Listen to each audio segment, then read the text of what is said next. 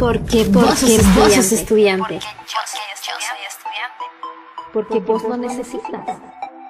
Porque yo lo necesito. Por una facultad unida y organizada.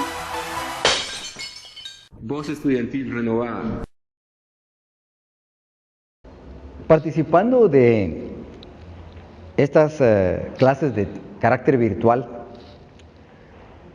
existe la oportunidad en este momento de platicar un poco del curso de Ciencia Política en la parte primaria, llamémosle así, de la conformación de lo que significa hablar de las relaciones políticas, que es la primera, digamos, la primera base o la plataforma sobre la que se sustenta el curso.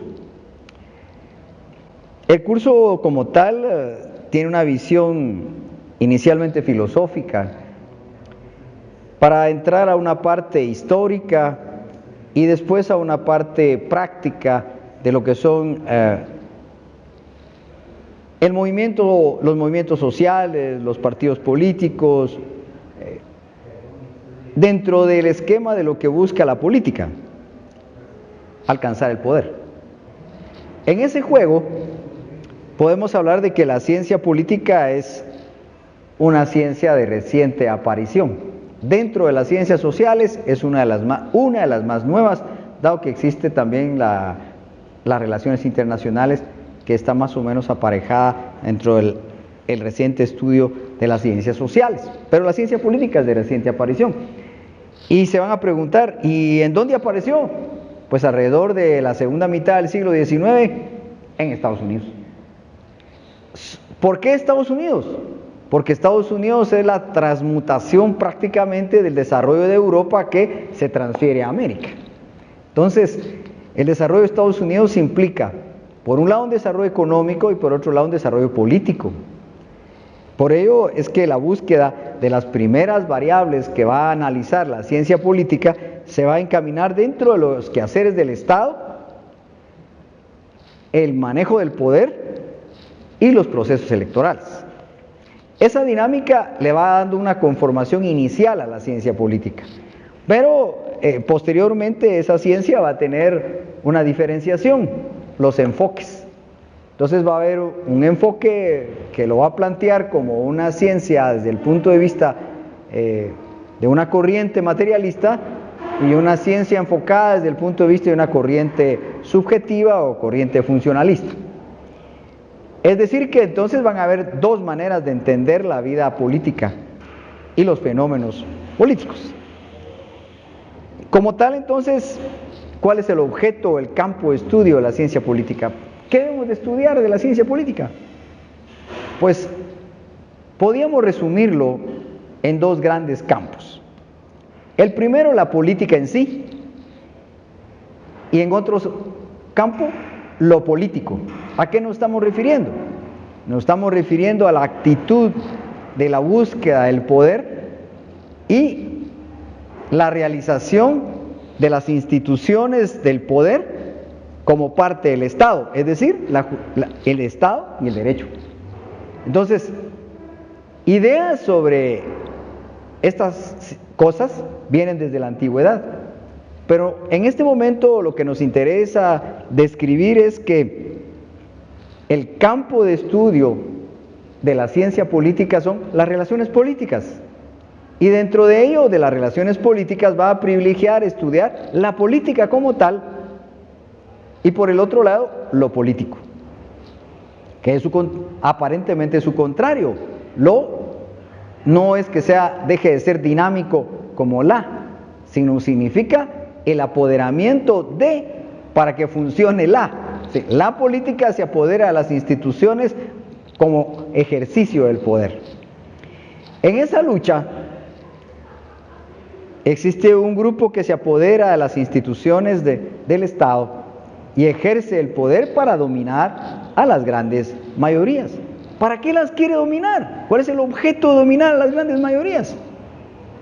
Bueno, pues la sustancia de la dominación de las grandes mayorías es para apoderarse del excedente económico, para tener un bienestar de grupo y lógicamente asumiendo otros campos de estudio porque la política se va a relacionar imbricadamente con la economía. Se necesita conocer los hechos históricos, se necesita conocer el funcionamiento de la sociedad, se necesita conocer la psicología para comprender la conducta de la población, en este caso la psicología de masas, y en función de eso, entonces, todas esas otras relaciones no económicas ni políticas le van a permitir entender los hechos sociales. Bueno, entonces, ¿para qué sirve todo esto? Bueno, uno de los grupos que tiene el poder va a buscar siempre apoderarse de la base económica, apoderarse y acumular esa riqueza, y desde luego distribuir una parte para que haya una lucha interna y los otros grupos sociales, que pueden ser clases o capas, entren en una confrontación interna por esa parte que se queda para el resto. La parte fundamental es apropiada. Entonces, la política tiene relaciones estrechas con tres grandes dimensiones. Se relaciona con la economía, se relaciona con el Estado y se relaciona con las clases sociales. Bueno, entonces, nosotros vamos a ver las relaciones.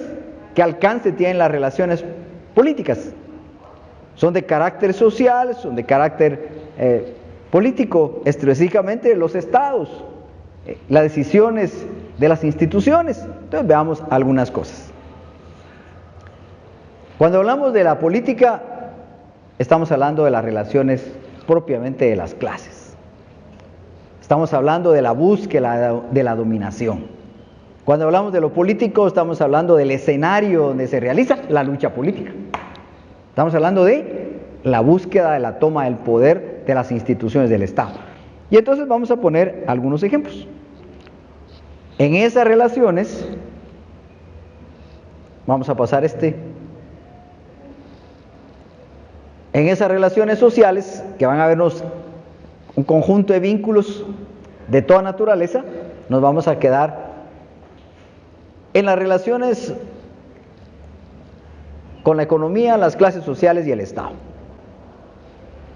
Ahí vamos a parafrasear ahí, como dice Lenin, la política es la expresión concentrada de la economía. ¿Y a qué se refiere cuando dice eso? ¿De qué está hablando Lenin ahí? Está diciendo, no hay ninguna acción económica que el hombre realice que no sea económica. Y no hay ninguna acción que el hombre realice que no sea política. Entonces hay una imbricación entre la economía y la política. Y entonces veamos un ejemplo. Pensemos en el crédito bancario. ¿Quién define en determinado momento la distribución de la masa que los bancos poseen para definir la distribución de los créditos? En un determinado momento los banqueros establecen que tienen en sus cajas o como activos una disponibilidad para colocar en el mercado bancario una cantidad de recursos. El menor porcentaje se orienta a los créditos menores o los créditos pequeños, y los grandes créditos se orientan a la producción. ¿A la producción de qué? A la producción de café, a la producción de caña de azúcar, a las importaciones, a la producción de cardamomo, ahora de palma africana, a la instauración de un proyecto de inversión hidráulica. En fin, los grandes proyectos tienen un destino a la gran producción, pero los pequeños proyectos, los pequeños créditos que le sirven a la gran mayoría de la población, siempre son de carácter comercial. Entonces, si hacemos un análisis de los créditos, vamos a encontrar que la tasa efectiva del pago de los intereses de los pequeños créditos puede llegar hasta el 36%. Y los créditos de las grandes inversiones puede ser que estén oscilando entre 9 y 10%. Ahí la diferencia es volumen del crédito. y la temporalidad del crédito. El riesgo del crédito es mucho mayor en los pequeños créditos hasta cierto punto, y entonces los créditos tienen corto plazo y los créditos mayores son de mediano y largo plazo. Entonces ya estamos viendo qué pasa ahí, para qué sirven las instituciones, para definir en este caso, por ejemplo, en el caso de la economía bancaria, lo que van a hacer los controles del manejo de los créditos. Por ejemplo, ¿para qué sirve tomar las instituciones del Estado? La banca central se preocupa de los niveles de inflación, de que los precios sean controlados hasta cierto punto para que no haya una crisis económica. Entonces, ¿para qué sirve eso? Para mantener la estabilidad de las variables macroeconómicas en una sociedad, y eso le va a permitir al grupo que posee la dirección política y la dirección económica, lógicamente, mantener los grados de concentración de esa riqueza y de la generación de riqueza en un ciclo económico. Bueno, entonces, cuando estamos hablando de eso, pues Lenin no está lejos cuando dice que es la expresión concentrada, ¿verdad?, de la economía, porque hay una relación estrecha entre ambos fenómenos. Y podemos analizar cada uno de los ítems presentados en la diapositiva: el crecimiento económico, el modelo de desarrollo, el costo de la vida. Bueno, uno especial, la política fiscal. Hay una estructura tributaria que nos dice que somos diferentes en cuanto al manejo de la tributación. La gran masa de la población paga tributos a través del consumo, y la producción y el capital en particular, el impuesto sobre la renta, va a tener una proporcionalidad en el total de los ingresos que no es igual en el ingreso nacional, la proporcionalidad del impuesto proveniente del impuesto sobre la renta, que el que viene del IVA, que viene de la gran masa. ¿Eso qué significa? Que hay una desigualdad, una injusticia de carácter social. Bueno, entonces, como consecuencia de ese fenómeno, tiene razón de ser la toma del poder. Entonces, el poder no es en balde, el poder político tiene una razón lógica, el manejo de las instituciones tiene una razón lógica, ¿verdad? Entonces, eso va en función de costos de la producción, en función de la colocación de las mercancías y en función de la dominación de la sociedad para el consumo. Entonces, todas esas cosas correlacionadas nos dicen, por un lado, la política tiene un sentido, y por el otro lado, la economía tiene un sentido. Los dos tipos de relaciones están totalmente imbricadas. Bueno, entonces, cuando nosotros vemos esas cosas, nos vamos a ir a otro punto esencial, y ahí la cosa se pone difícil: la relación que se manifiesta con las clases sociales y los grupos sociales. ¿Cómo se desarrolla cómo se manifiesta esa relación con las clases sociales y los grupos sociales de la política? Se va a crear en dos grandes dimensiones. Por un lado, hay aspectos objetivos, y por el otro lado, aspectos subjetivos, que se materializan en tres niveles de lucha: la lucha económica, la lucha ideológica y la lucha política. La lucha económica es la más común, y esa se ve en cada momento. Cualquier agrupación, cualquier conjunto de personas va a pelear por un aumento de salarios. Es la sobrevivencia, es lógica la petición. Cuando no se pasa de esa lucha, nos quedamos en una posición economicista.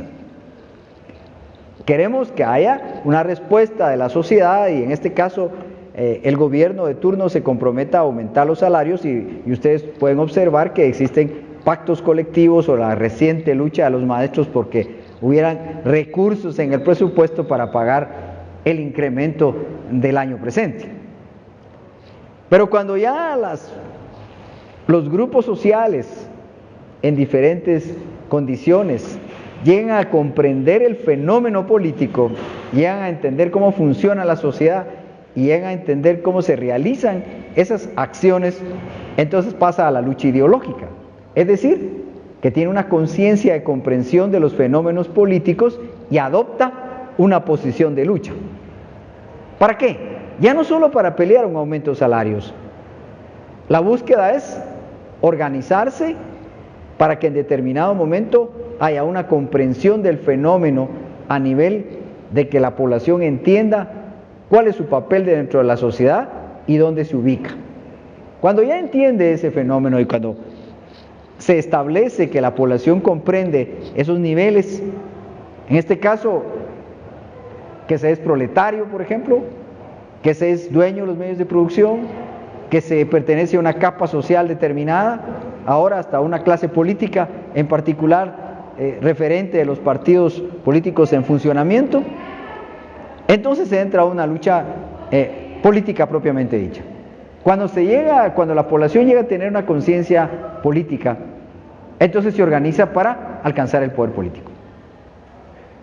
Bueno, entonces, en esa lucha política, el que tiene el poder va a pelear por todas las formas posibles para que, bueno, no soltar el poder y mantener ese poder. Y para eso tiene que manejar la parte subjetiva, una estrategia para mantenerse en el poder. Pero también la contraparte, sea la sociedad en determinado momento, la sociedad civil o la sociedad organizada en grupos, llega a comprender esa realidad y busca alcanzar el poder, y entonces se organiza en partidos políticos o en partidos que buscan una diferenciación, alcanzar el poder con una connotación ideológica. Eso ya diferencia a simplemente alcanzar el poder. Entonces el poder hay que alcanzarlo con diferentes fines.